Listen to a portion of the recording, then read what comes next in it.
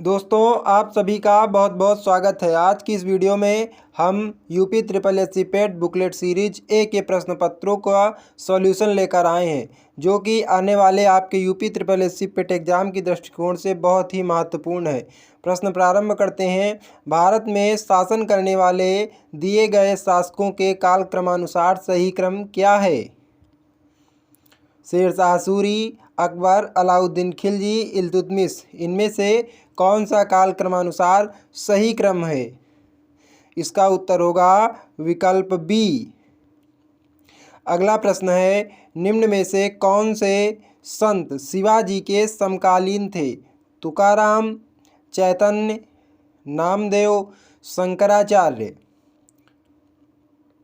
इस प्रश्न का सही उत्तर होगा विकल्प ए, तुकाराम। अगला प्रश्न है, बंगाल के प्रथम गवर्नर जनरल कौन थे? Lord Clive, lord Warren Hastings, lord Lytton, lord Ripon. इस प्रश्न का सही उत्तर होगा विकल्प बी। अगला प्रश्न है, चरक संहिता संबंधित है राजनीति, चिकित्सा, वास्तुकला, गणित। इस प्रश्न का सही उत्तर होगा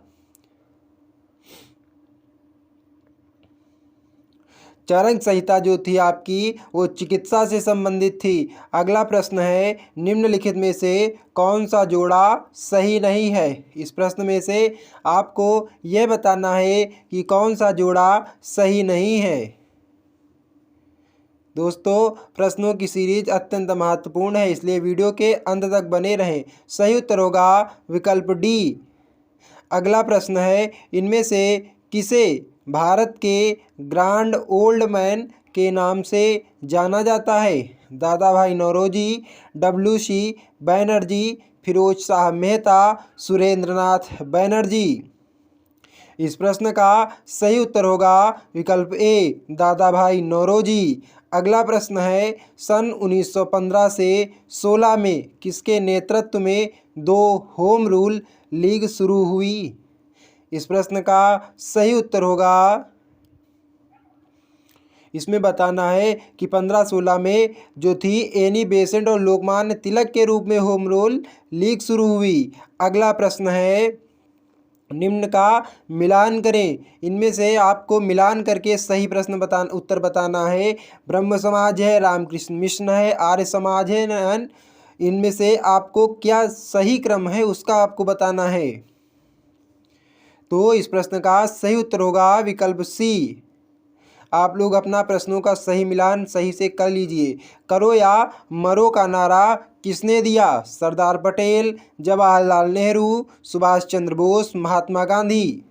करो या मरो का जो था नारा जो था उसको महात्मा गांधी जी ने दिया था।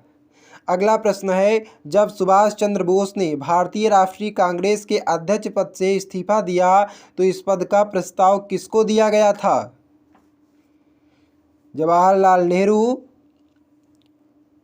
Pattabhi Sitaramayya, doctor Rajendra Prasad, JP Kripalani. सही उत्तर होगा डॉक्टर राजेंद्र प्रसाद, विकल्प सी।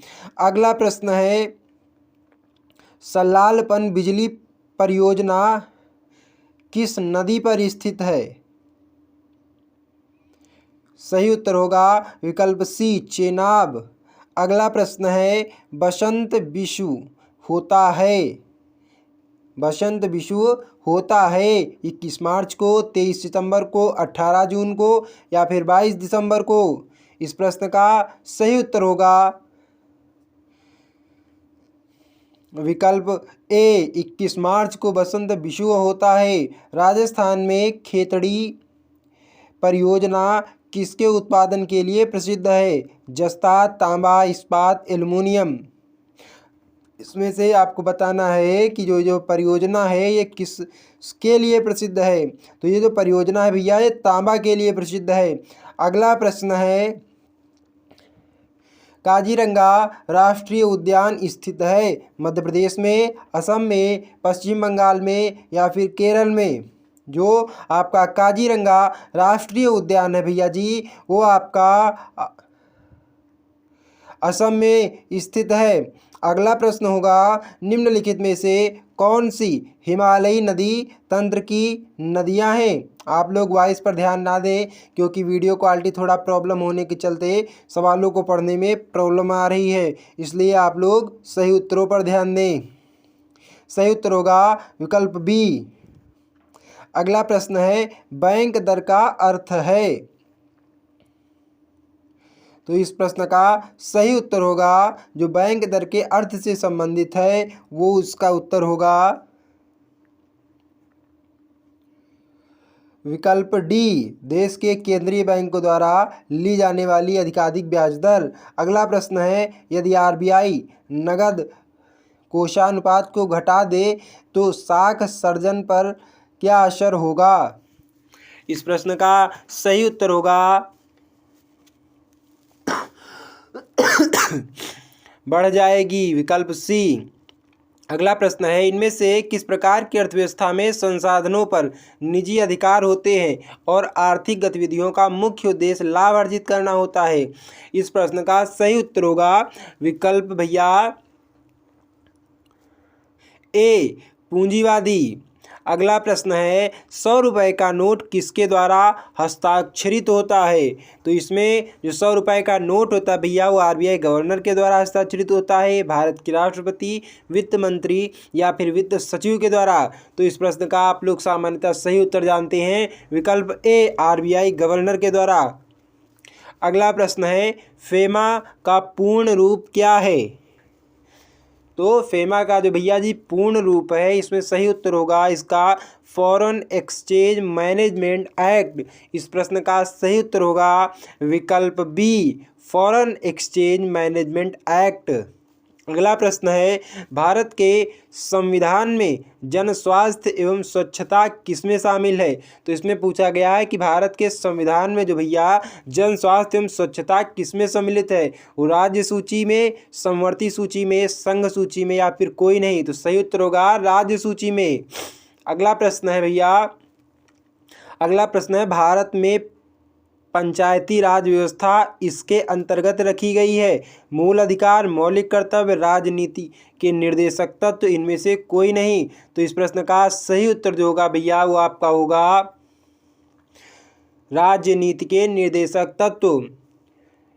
अगला प्रश्न है भैया, शिक्षा का जो अधिकार एक मौलिक अधिकार है किस अनुच्छेद से संबंधित है? भैया जो आपका शिक्षा का अधिकार है ये आपका एक मौलिक अधिकार है, तो इसको संविधान के किस अनुच्छेद में संबंध रखा गया है? तो इसको अनुच्छेद 21A से संबंधित है। निम्न में से किसने संविधान सभा में उद्देश्य प्रस्ताव रखा? जवाहरलाल नेहरू जी ने, महात्मा गांधी, बी.आर. अम्बेडकर, बी.एन. राव। तो इस प्रश्न का जो सही उत्तर होगा भैया वो होगा जवाहरलाल नेहरू, विकल्प ए। अगला प्रश्न है भैया, भारतीय संविधान के किस अनुच्छेद में अल्पसंख्यकों के हित निहित हैं? अनुच्छेद 21, अनुच्छेद 29, अनुच्छेद 24, इनमें से कोई नहीं? सही उत्तर होगा अनुच्छेद 29। अगला प्रश्न है भैया, ठोस चालक में धारावाहक होते हैं? प्रोटॉन, मुक्त इलेक्ट्रॉन, न्यूट्रॉन, इनमें से कोई नहीं? तो भैया इस प्रश्न का जो सही उत्तर होगा विकल्प सी होगा। इसमें मुक्त इलेक्ट्रॉन जो होते हैं वो ठोस चालक में धारावाहक होते हैं। अगला प्रश्न है भैया, प्रकाश वर्ष किसके मापन की इकाई है? तो आप लोग सामान्यतः जानते ही हैं कि प्रकाश वर्ष जो है एक वर्ष में निर्वात में प्रकाश द्वारा चली गई दूरी को मापने के लिए प्रकाश वर्ष का मापन होता है। तो इस प्रश्न का सही उत्तर होगा विकल्प सी, एक वर्ष में निर्वात में प्रकाश द्वारा चली गई दूरी। अगला प्रश्न है, ब्लीचिंग पाउडर का रासायनिक नाम यह भी है? Calcium sulphate, calcium oxychloride, sodium bicarbonate, sodium chloride. तो इस प्रश्न का सही जो उत्तर होगा वो विकल्प बी होगा, कैल्शियम ऑक्सीक्लोराइड। अगला प्रश्न है, 18 कैरेट सोने में खरे सोने का प्रतिशत है? पूछा गया है कि 18 कैरेट जो गोल्ड होता है उसमें सोने की प्रतिशत मात्रा कितनी होती है? तो इस प्रश्न का सही जो उत्तर होगा वो सही उत्तर होगा विकल्प बी 75% प्योर गोल्ड होता है। अगला प्रश्न है, संतरे में बहुतायत में होता है vitamin C, vitamin B, vitamin A, इनमें से कोई नहीं। तो आप लोग सामान्यतः जानते हैं कि विटामिन सी जो है खट्टी चीज़ों में पाया जाता है और संतरे में भी विटामिन सी पाया जाता है। अगला प्रश्न होगा भैया, root question mark divide 196 equal to 72 divide 56। इस प्रश्न का सही जो उत्तर होगा, ये मैथमेटिकल और कैलकुलेशन के द्वारा इसका आंसर निकलेगा। हम इस प्रश्न का सही उत्तर बताएंगे, बस 324 होता है, विकल्प बी सी होगा। अगला प्रश्न है भैया, ये भी मैथमेटिकल से संबंधित है, कैलकुलेशन के द्वारा इसका आंसर निकल कर आएगा, लेकिन हम इसमें सीरीज में प्रश्नों का सही उत्तर बताएंगे और उसका सलूशन आपको देंगे। आप मैथमेटिकल के थ्रू आप इसका आंसर निकाल लीजिएगा। तो इस प्रश्न का जो सही उत्तर होगा वो होगा विकल्प डी 1000। इसका सही उत्तर आप में करके निकाल लेना। अगला प्रश्न है, √3 डिवाइड √5 प्लस √3 इसके बराबर है। तो इस प्रश्न का जो भैया सही उत्तर होगा वो होगा 33 का विकल्प बी 4 माइनस √15। अगला प्रश्न है, टीवी सेट का मूल्य 30% घटाने पर उसकी बिक्री 20% बढ़ गई, दुकानदार की आय पर उसका क्या प्रभाव पड़ा। कहने का मतलब 30% टीवी का मूल्य घटा दिया गया तो और उसकी बिक्री 20% बढ़ गई, तो दुकानदार पर असर पड़ेगा कि उसकी 16% घट जाएगी, विकल्प डी सही उत्तर होगा। अगला प्रश्न है, 4 खिलाड़ियों की औसत उम्र 18.5 वर्ष है, अगर कोच की उम्र भी इसमें शामिल की जाए तो औसत उम्र 20% बढ़ जाती है, तो कोच की उम्र है, सही उत्तर होगा विकल्प डी। तो कोच की उम्र जो है भैया 37 वर्ष हो जाएगी। अगला प्रश्न है, एकल का विलोम शब्द है। तो भैया ये हिंदी का प्रश्न पूछा गया, सामान्य हिंदी से है, तो इस प्रश्न का सही जो उत्तर होगा, एकल का विलोम शब्द होता है भैया बहुल। कहने का मतलब एकल का विलोम शब्द बहुल होगा। अगला प्रश्न है, दर्प का पर्यायवाची कौन सा है। इस प्रश्न का सही जो उत्तर होगा भैया वो होगा विकल्प सी, दर्प का पर्यायवाची शब्द है अहंकार। अगला प्रश्न है, मन को हरने वाला वाक्य के लिए नीचे दिए गए विकल्प में से एक शब्द चुनिए। मर्मांतक, मनोहर, मदमस्त, मदमवी, सही उत्तर होगा मनोहर। अगला प्रश्न है, गागर में सागर भरना मुहावरे का अर्थ लिखिए। भैया जी बहुत ही प्रसिद्ध ये मुहावरा है कि गागर में सागर भरना, कहने का मतलब थोड़ी सी बात में बहुत कुछ कह देना। इस प्रश्न का सही जो उत्तर होगा विकल्प बी होगा। कहने का मतलब गागर में सागर भर दिया, थोड़ी ही बात में बहुत कुछ कह दिया, इसलिए उत्तर होगा विकल्प बी, थोड़े में बहुत कहना। अगला प्रश्न है, शुद्ध वर्तनी का चयन कीजिए। इसमें आपको शुद्ध वर्तनी अर्थात शुद्ध शब्द का चयन करना है। महत्वाकांक्षा इसमें सही उत्तर होगा और सही विकल्प होगा विकल्प सी। ये जो आपको डिस्क्रिप्शन डायरेक्शन दी गई है इसमें से 41 से 43 में आपको प्रश्नों को पढ़ कर के सही उत्तर देना है। हम प्रश्नों का सल्यूशन आपको बता दे रहे हैं। तो 41वें प्रश्न का जो सही उत्तर होगा, a many sided personally means, सही उत्तर होगा विकल्प C, a person having varied interests, Pandit Nehru enjoyed. 42 का सही जो उत्तर होगा वो होगा विकल्प D, doing all these and much more. Pandit Nehru enjoyed doing all these and much more, विकल्प डी। अगला प्रश्न है, which of the following statements reflects Pandit Nehru's point of view. इस प्रश्न का सही जो उत्तर होगा वो होगा विकल्प C, science and humanism are equally important, सही उत्तर होगा विकल्प सी। अगला प्रश्न है, give synonym for the following famous, awful, poor, popular, study. इस प्रश्न का सही जो उत्तर होगा वो होगा विकल्प सी, फेमस का सिनोनिम अर्थात पर्यायवाची होगा पॉपुलर। अगला प्रश्न है give antonym for the following transparent. Transparent का आपको एंटोनिम बताना है अर्थात विलोम शब्द बताना है आपको।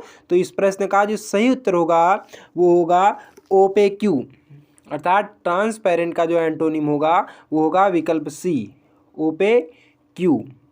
अगला प्रश्न है दिए गए विकल्पों में से संबंधित शब्द का चयन कीजिए। पक्षी विज्ञानी रेशियो पक्षी, नृविज्ञानी रेशियो क्या होगा। तो इस प्रश्न का जो सही उत्तर होगा नृविज्ञानी, अर्थात इस प्रश्न का सही उत्तर होगा विकल्प सी मानव। अगला प्रश्न है भैया मानव इसका सही उत्तर होगा। अगला प्रश्न है उस शब्द का चयन कीजिए जो समूह के बाकी शब्दों से मेल नहीं खाता। तो इस प्रश्न का जो सही उत्तर होगा वो होगा, देखो भैया इसमें लिखा है दही मक्खन पनीर, तो तेल इनमें से मेल नहीं खा रहा है, तो सही उत्तर होगा तेल विकल्प सी। किसी निश्चित कूट में से प्रोडक्शन को लिखा जाता है, इसी कूट में ओरिएंटेशन किस प्रकार लिखा जाएगा। भैया ये रीजनिंग से संबंधित क्वेश्चन है, इसको आप रफली वर्क करेंगे उससे आंसर निकल कर आएगा, लेकिन हम इसका सही उत्तर आपको बता दे रहे हैं। इस प्रश्न का सही जो उत्तर होगा वो होगा विकल्प ए। अगला प्रश्न है रीता की ओर इशारा करते हुए निखिल ने कहा मैं उनकी माँ के पुत्र का इकलौता पुत्र हूँ। रीता निखिल से किस प्रकार संबंधित है। तो इसमें जो भैया ब्लड रिलेशन रक्त संबंध से क्वेश्चन है, तो इसमें सही उत्तर होगा विकल्प ए। विकल्प ए 50 नंबर क्वेश्चन है यदि किसी वर्ष में 25 अगस्त को गुरुवार है तो उसी महीने में सोमवार की संख्या है। इस प्रश्न का सही उत्तर होगा भैया विकल्प सी। दोस्तों आगे के प्रश्नों के सही उत्तर आपको सॉल्यूशन जो है अगले पार्ट में मिल जाएगा, और अगला पार्ट आपको जल्द ही अगली वीडियो में प्रोवाइड करा दिया जाएगा, और इसके डिस्क्रिप्शन बॉक्स में आपको उसका लिंक भी दे दिया जाएगा। इसलिए हमारे चैनल के साथ जुड़े रहें और अपनी तैयारी को अच्छे से मजबूत करें, और आने वाले समय में जो एग्ज़ाम आ रहा है उसको इतनी दिल से आप दें कि उस एग्ज़ाम को फोड़ दें और आप अपने जीवन में जो बनना चाहते हैं वो कामयाबी आप हासिल करें। दोस्तों हम आपके लिए इतनी मेहनत से इन प्रश्नों की श्रृंखला को लाते हैं और चलाते हैं चैनल पर, इसलिए आप लोगों से विनम्र निवेदन है कि हमारे चैनल को सब्सक्राइब कर लीजिए, क्योंकि इस चैनल पर general knowledge, general science and current affair से संबंधित वीडियो प्रतिदिन अपलोड किए जाते हैं। इसलिए चैनल को सब्सक्राइब कर दें, वीडियो को लाइक कर दें, शेयर कर दें और कमेंट अवश्य कर दें। बहुत बहुत आप सभी का धन्यवाद। जय हिंद, जय भारत।